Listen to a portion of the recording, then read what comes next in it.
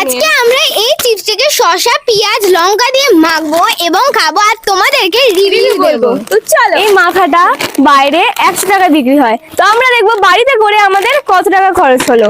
এই পেঁয়াজ হচ্ছে 3 টাকা, লঙ্কা হচ্ছে 1 টাকা আর এই শসা হচ্ছে 5 টাকা। তো চিপসের দাম 20 টাকা।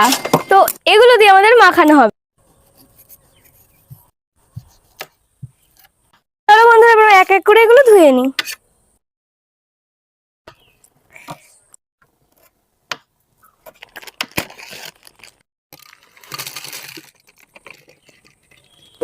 সো এবার আমরা এই চিপসগুলোকে মাখিয়ে নিই।